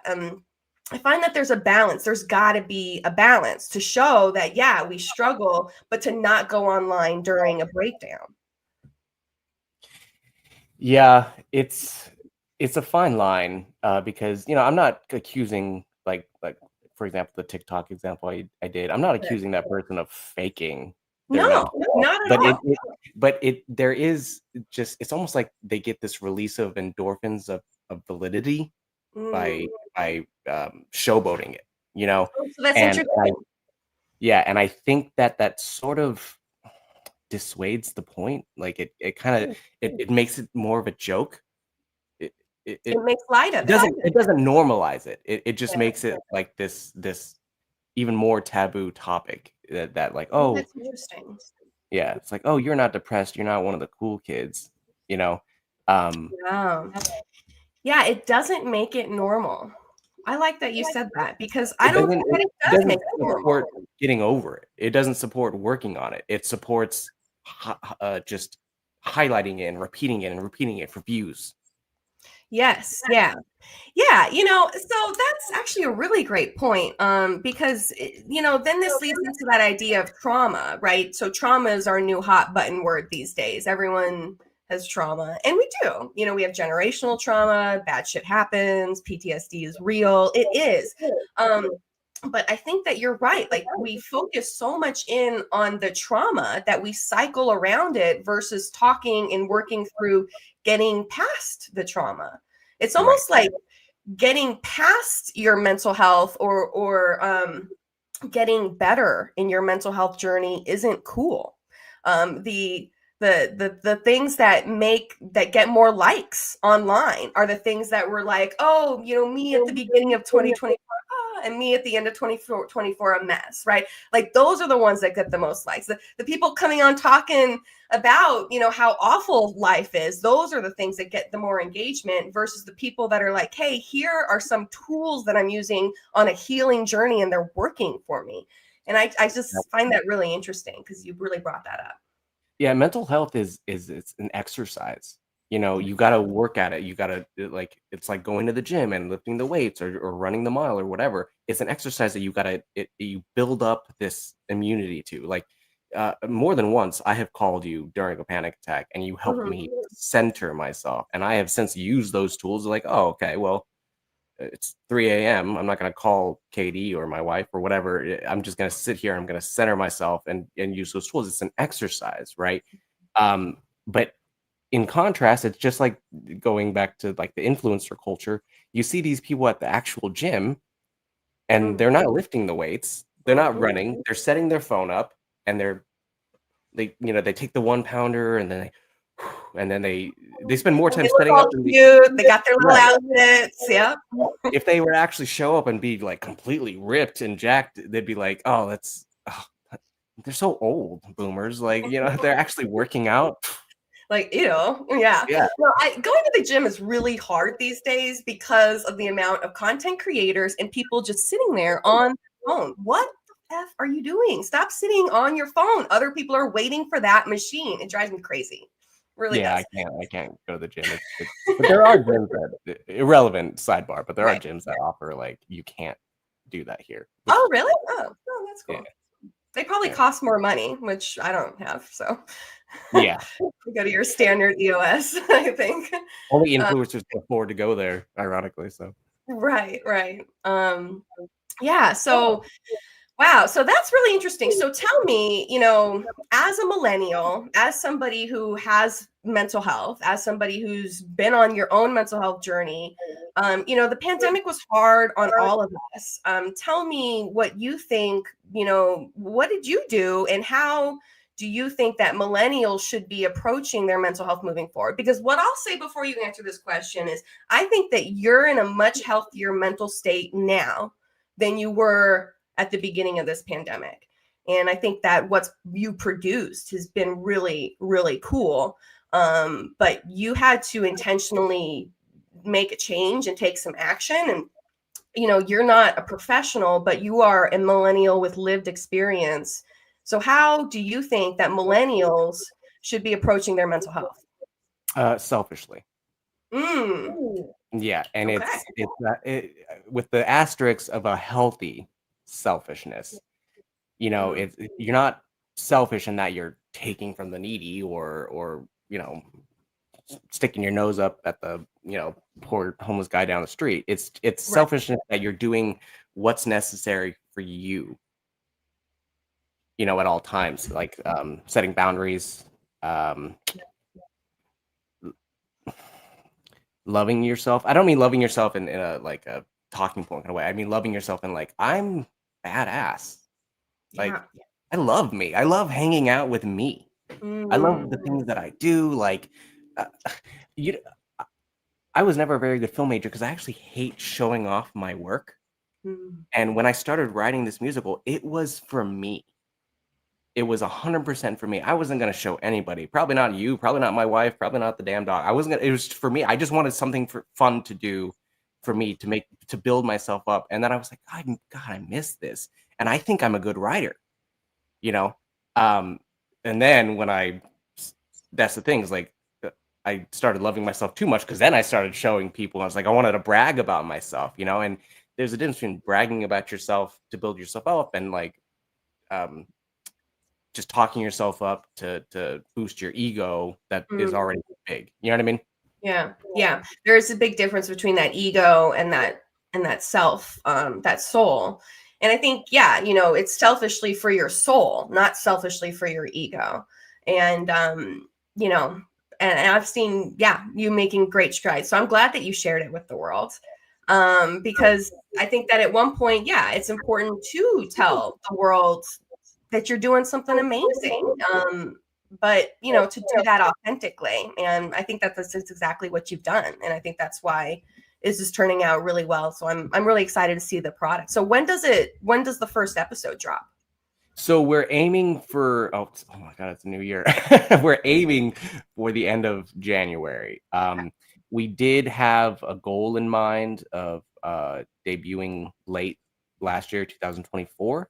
And then once we kind of missed that goal, I kind of realized that I was being a little bit too I was driving my actions of the musical based on my fear that someone might beat me to it, and not necessarily that we are going to put out a good product. If we had just rushed it out to meet the date that I wanted, it probably wouldn't have been as marketable or as poignant, Yeah, that's awesome. So we're aiming for the end of January, but I think it probably might be early February. But either way, we're pretty much done. We have one more weekend left in studio, and that's this weekend, 2 days from now. And we have the whole cast is coming in, and we're doing.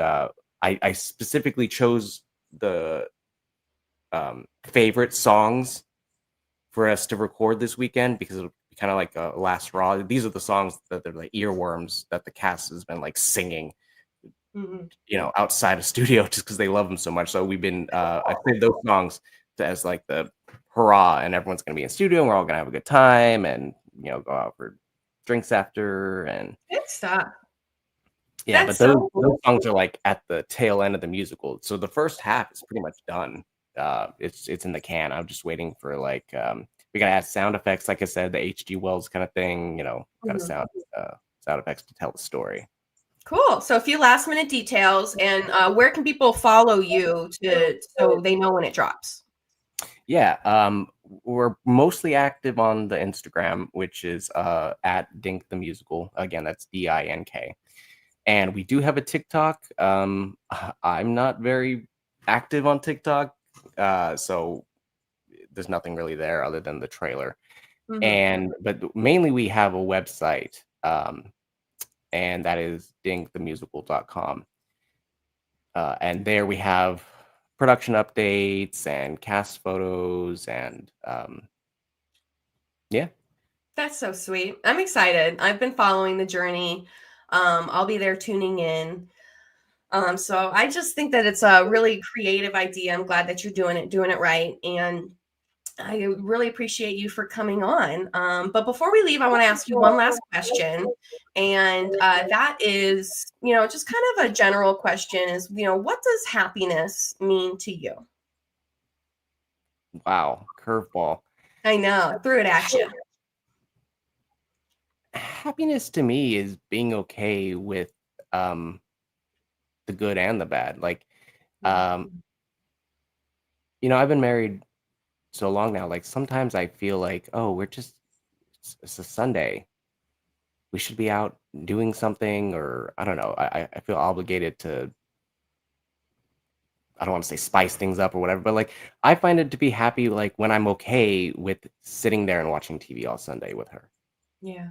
And not pressuring myself to think I have to keep the day interesting, or being upset that it's not interesting. It's just happiness to me is just like the little things, I guess. They make the big things so much more. That's beautiful. Thank you so much. I love that.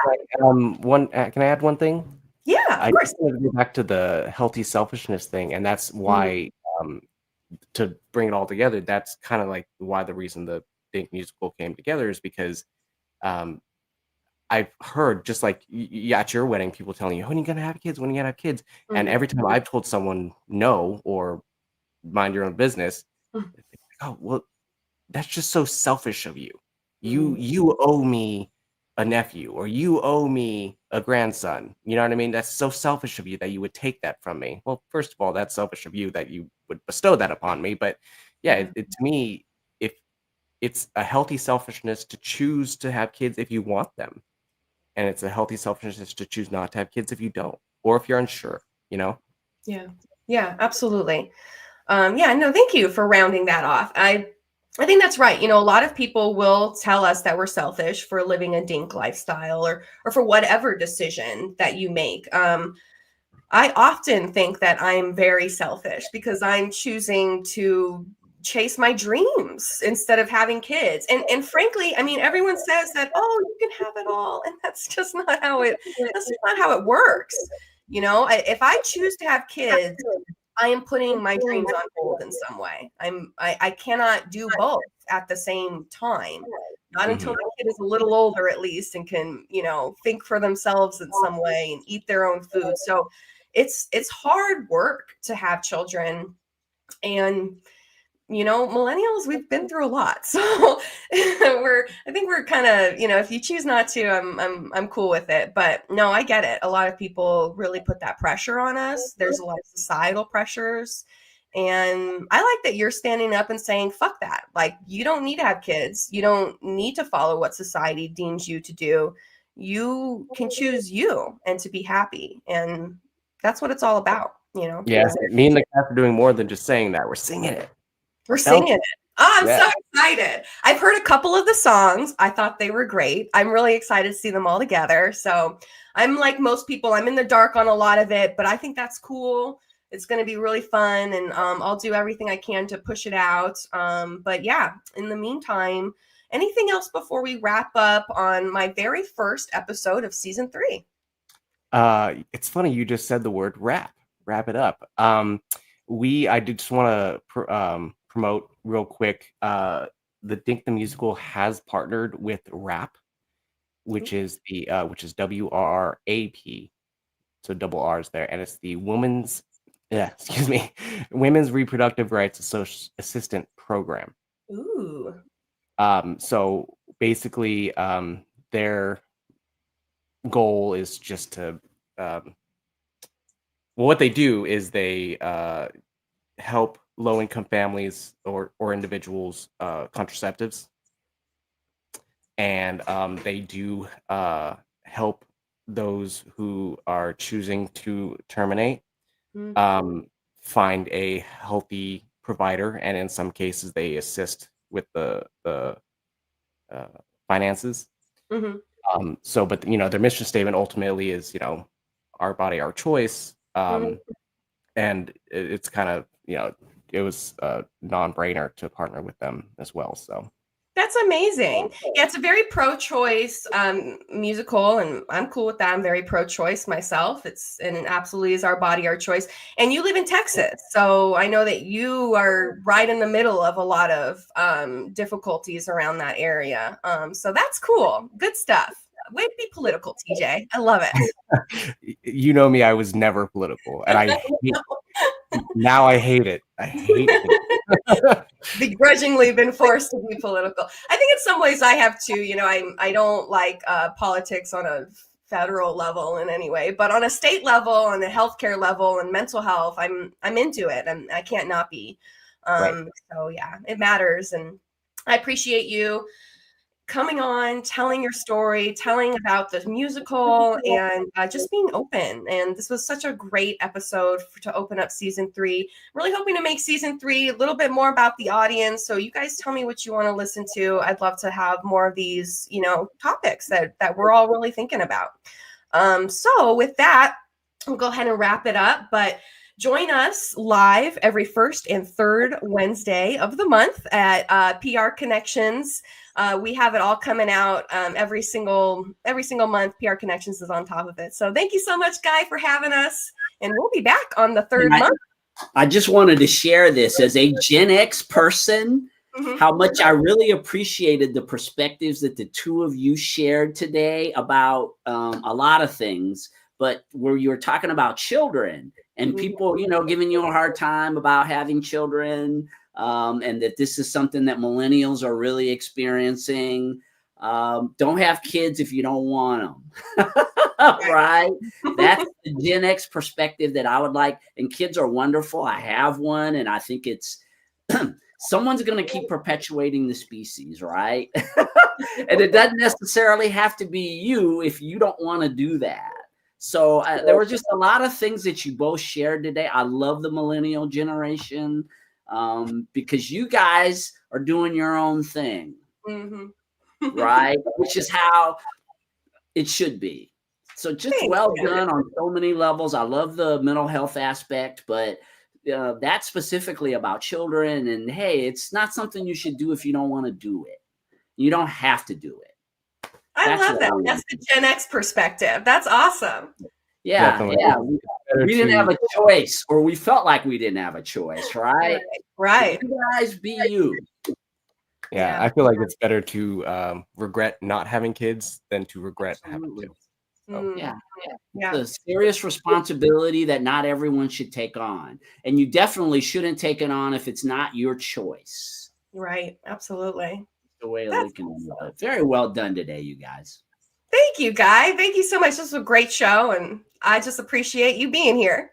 Yeah, you too, TJ. I love how you're your own man, right? Which is also the way that it should be. Yeah. All right. Well, thanks so much again, you guys, for participating in the marathon. One more time, Katie, how can they tune into Watching Mental Health? Yep, we are live every first and third Wednesday of the month, and right at 3:00 Pacific time is our normally scheduled time. So join us there, and then you can catch all of the old episodes at my website at katierosewechter.com. All right. Well, have a great day. Happy New Year to you both. Thank you. Happy New Year. Bye, everyone. All right. Wow, Watching Mental Health is a show that, boy, it really has evolved, and I just really appreciate the hard work that Katie is putting into sharing these different mental health perspectives. And so please tune into Watching Mental Health with Katie Wechter. She gave you her website. You can also, of course, always watch all of her archives at prconnectionsradio.com on that network of Evelyn's Roundtable that you can check out. I want to keep moving along in the marathon. I'm going to bring my good friend, Dana Wall Oakley, on. Dana, you are muted. Good thing I didn't say anything yet then. Hi, Guy. Welcome to the marathon, Dana. Hey, thank you. Thank you. It's been great to watch the show so far. Aside from a little bit of technical difficulties, which happens, don't we love technology? But, I've been watching and from backstage, and it's been great. Yes, Dana. Dana is the Chief Operations Officer for prconnectionsradio.com, as well as she has her own podcast that she's going to be sharing with all of you here in a few minutes. And so here we are on our third New Year's Day marathon, Dana. I know there's a lot that goes into this behind the scenes, and I can't tell you how much I appreciate all the effort that you put into making these events happen. Thank you. It helps when we have a process, and I love spreadsheets.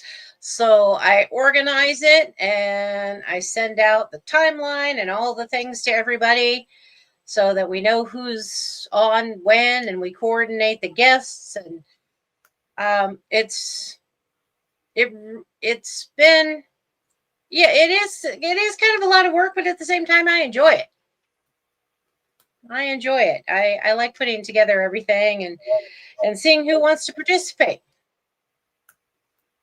Yeah, there's a lot of moving parts, definitely, that go into the development of something like this, coordinating all the different podcasters to come on and share their shows.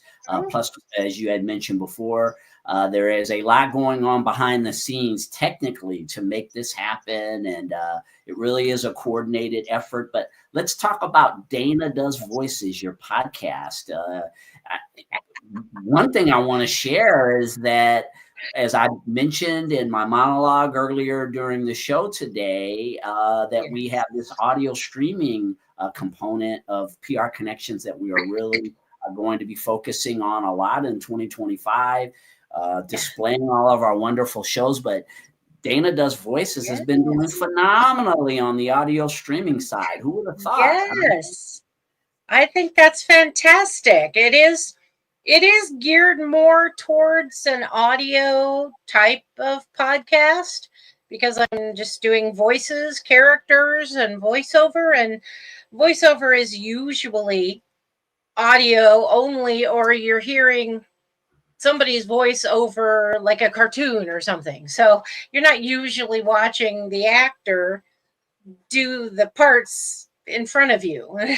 So it is geared a bit more towards an audio type of thing.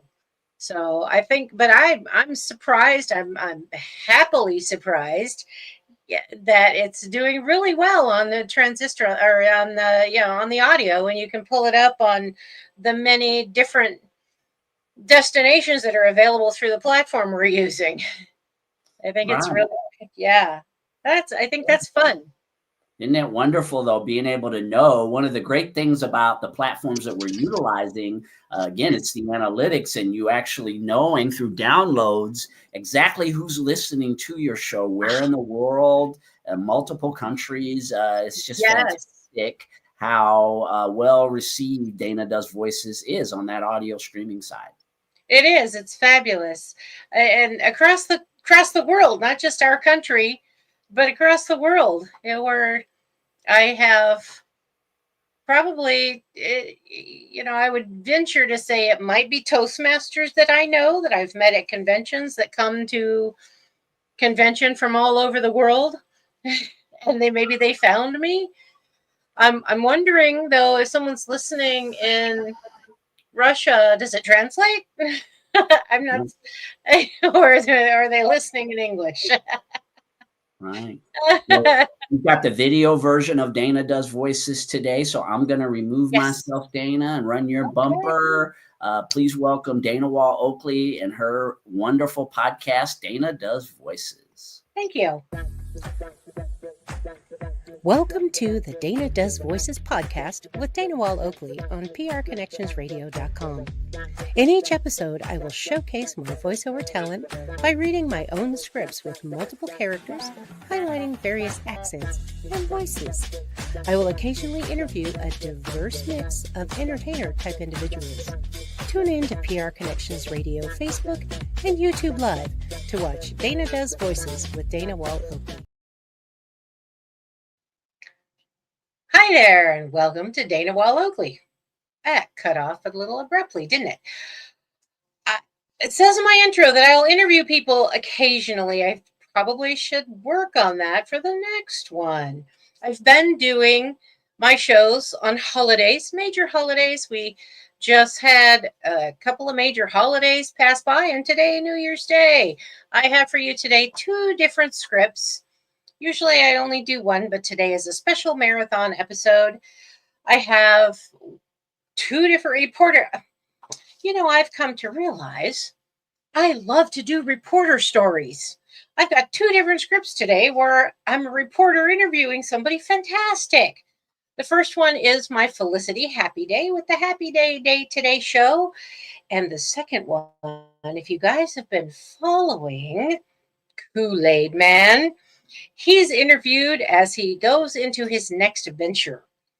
Each script has 2 or 3 characters. So we'll start with Felicity and her interview with, it's a surprise. Hi, I'm Felicity Happy Day. Thank you for joining me today on the Happy Day Today show. I'm very excited about my guest. I am so lucky he was available. Although, now that the holidays are over, I think he may have a little more time on his hands. Please help me welcome my special guest, the big man himself, the father of Christmas, Santa Claus. Welcome to the show, Mr. Claus. Ho, ho, ho, please call me Santa. I'm very excited to be here. Thank you for having me. I've never agreed to be interviewed outside the North Pole before, although I am usually on the Elf Times morning show once a month or so. That's wonderful. I'm so glad you agreed. I really want to learn more about you. We talked to Mrs. Claus, Jessica, last year. What are you up to now that the big day is past? Well, As Jessica told you, we do like to take the month of January for a vacation. I always find a great place for us to visit, somewhere with a little sun. It gets old being cold. This year I decided on Australia. It's summer in the winter there. Ho, ho, ho, ho. And I love to watch the little penguins. We don't have penguins in the North Pole. All that stuff you see with penguins and polar bears together? Not so much. Penguins don't live in the North. And I think they are so adorable. Oh, I would imagine you do like to get out of the cold and snow for a while. You like penguins? So do I. You're right. They are the ult and adorable. I didn't know that they don't live in the North Pole. I wonder why, then. People are always drawing penguins with polar bears at the North Pole. Artistic license, I guess. I asked Jessica, but I'd like to know from you. Do you celebrate Christmas yourself or any other holidays? What do you do the rest of the year? What do we do Christmas Day? Well, I do come back very tired, of course.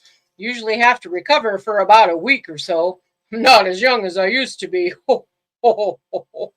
Mama makes a great dinner, and we do give gifts to each other, just a small token. Do we observe other holidays? Well, that's mainly Mama's thing. I focus on helping the elves run the workshop. Our oldest has been learning the business. He'll take over when I can't do it anymore. He's still at the workshop helping the head elf look after things while we're away. You know, after Thanksgiving is when the real work begins. I check the list. My right-hand elf Tingle puts it together, and I help review the naughty and nice children. You know that elf on the shelf thing that the humans started? Ha! Well, I'll let you in on a little secret. It's real! Yup! Oh, those little guys come back to the North Pole every night and report on the kids. It helps me know who's actually naughty or nice. Wow! No kidding! I did that with my kids. I thought it was just a fun little thing to keep the Christmas spirit going. Yup, it's real. You're talking to me right now. Don't you believe in the Christmas magic? Yes, I do. That's why I loved putting out our little elf on the shelf. He was so cute, and we had fun looking for him each morning. I thought my husband was moving him around, or the kids. So they really do go back and forth every night between Thanksgiving and Christmas Eve? That must be a lot of work for you. Oh, it can be complicated, yes, but I have the other elves and, of course, the missus to help. And remember, not every country celebrates Christmas, so it's really not quite as many as you think. Fabulous. Okay, Santa, here's the big question. Something else the kids and probably everybody else wants to know. How do you manage it? Getting to all the houses that celebrate Christmas, down the chimneys and all, in one night. Oh, the question of the ages. Magic, of course. The Christmas magic. It allows me in the sleigh with my flying reindeer. What? Oh my goodness, those are real too? Absolutely. How do you think we can travel faster than the speed of light, stop time, adjust chimney sizes, all that good stuff? It's magic. What? I want to know so much more. Unfortunately, I see we're running out of time. Thank you so much, Santa Claus, for taking this valuable time just after Christmas to come on the show and tell us a bit more about your life. We appreciate that you agreed to be interviewed outside your North Pole show. Oh, my pleasure, Felicity. So happy to be your guest today. I hope we answered a few of the important questions out there. But you know, we do need to leave a little to the imagination. After all, with magic, believing is seeing, not the other way around. Oh, Santa, it's been such a pleasure. We'll have to save more questions for another interview. Maybe next year we can talk to both of you. Thank you again to our guest, Santa Claus. And to all my listeners out there, have a happy day today. Well, that is Felicity Happy Day. Hope you enjoyed her interview with Santa Claus. The next one we have Kool-Aid Man Goes to Washington, D.C. We have 3 characters, Kool-Aid, of course, a reporter, and a random person. Please enjoy Kool-Aid Man Goes to Washington. Hi there, this is Brett Newstater of WKP.com in Washington, D.C. As our new president gets ready to take office, he's been making some interesting appointments to his governmental department heads. I have with me the new incoming Secretary of Education, the Kool-Aid Man. He's had a few, I would say, difficult years after the conviction of manslaughter of the butler of Mr. and Mrs. Moneybucks. He was tossed from the loony bin for being too crazy, then tried to be an astronaut. And now he's here in Washington, D.C., trying his hand at government. Mr. A, do you feel you are qualified to be the Secretary of Education for Mr. Trump? Oh, yeah. I know I'm qualified. If there's one thing I know about, it's what kids want, what they're into. Hey, I'm the Kool-Aid Man. What kid doesn't love Kool-Aid? Sure, okay. And what are your plans for the Department of Education? First, we definitely have to make Kool-Aid the drink of choice in school cafeterias. One of my priorities will be to health up school lunches. With the food that's being served now, we're raising a generation of dunderheads, fat, lazy dunderheads. Well, that's not very politically correct. And isn't Kool-Aid full of sugar? That's not very healthy. Hey, I call it as I see it. It's a brand new era. We can all say exactly what we want now. And there's a sugar-free version. We'll use that. Yeah, sugar-free Kool-Aid with fish and cauliflower, brain food. Yum! Kids will like that, right? No? I don't think so. Okay, so what will they eat? Pizza, French fries, candy. Pizza and French fries? Candy? Not really very healthy, I'd say. Okay, so we have to get their lazy butts in gear, too. Work off those calories. Say hello to the gym program again. 3 classes a day will be dedicated to gym. Brain food and gym. Oh, yeah. We'll bring back competitive sports like wall crashing, where there's a winner and a loser. If you have to work for it, it's so much more beneficial. Make America great again, we'll make kids great again. Good luck with that. Okay, so healthier lunches and gym. Anything else? What else do you want? We have the brain food to make the kids smarter and gym to make them fitter. If they can't hack it, they can do it over again. Well, that's certainly admirable, I suppose. I wonder what parents will think about that. Not to mention the children. Who cares? I also want to implement the reinstitution of corporal punishment in the classrooms. They'll have their cell phones taken away for a week. Oh, yeah, that's a much better punishment. Should be fun. I can see it now. The children won't know what to do without their phones. Yaks. Well, let's see what the average bystander on the street thinks. Excuse me, bystander on the street. What do you feel is the most important change that needs to be made with regards to the education of our children in schools today? Oh, that's easy. The fat, lazy dunderheads need healthier lunches, gym class, and stricter tests. I also think the teachers need the freedom to punish the lot of them. Either that or have them all quit school and start working at McDonald's. That's where they'll end up anyway. I see. Well, thank you. I guess the Kool-Aid Man may be headed in the right direction after all. According to the people. Only time will tell if... Hey, Kool-Aid Man! Oh, yeah! Hey, watch out! I'm not a wall. That's me you're crashing through. That's all for now. This is Brett in DC signing off. Medic! And that is Kool-Aid Man Goes to Washington. We'll keep our eye on Kool-Aid Man to see what shenanigans he gets up to in the future. Keep tuning in to Dana Does Voices. I record and air on the major holidays. I'm hoping in the new year, a new goal is to come out at least once a month. So watch prconnectionsradio.com, visit us on the website or my Dana Does Voices page. And we're on YouTube, Facebook. Happy New Year. Hey, thanks for giving us a little sample of Dana Does Voices. Again, we really appreciate this interesting perspective that you bring. Voice acting is such an underrated aspect of media, and very well done. Funny stories always, Dana. Thank you. I love to do the comedy. I can't wait until I start getting my Rory stories out there, my little homicidal teddy bear. I have a whole series of them that I'm working on a book. And then, of course, I apparently love reporters, because another book that I'm working on with some stories, and I think I've shared Penny the Penguin. I love penguins.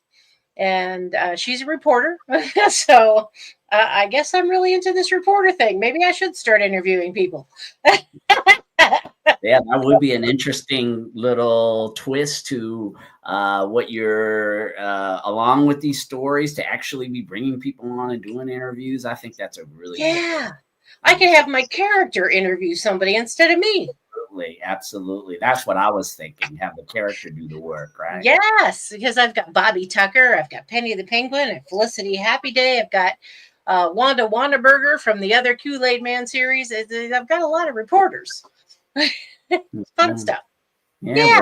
The amazing work with Dana does voices, and of course, behind the scenes, we've got a lot of exciting things that we're going to be working on over here at PR Connections Radio in the new year. And just greatly appreciate all the contributions you make to making this all happen, Dana. Awesome. Thank you. Thank you. It's fun. All right. So we are going to take a short break, and we will be back very soon with the second half of this marathon. I hope you've been enjoying the shows that we've had thus far. We've got Vegas Hockey Hub will be on in the second half of the marathon. We have the Power with Brian Gardner will also be on, and as well as Sunday Chat Series with Jesse Oakley. So stay tuned. We will be coming back on the air very soon with the second half of the PRConnectionsRadio.com marathon, bringing in 2025. I hope you are all enjoying our marathon. We look forward to seeing you for the second half. See you soon. PR Connections Radio thanks you for watching this podcast. Check out more episodes of this show and our others at prconnectionsradio.com.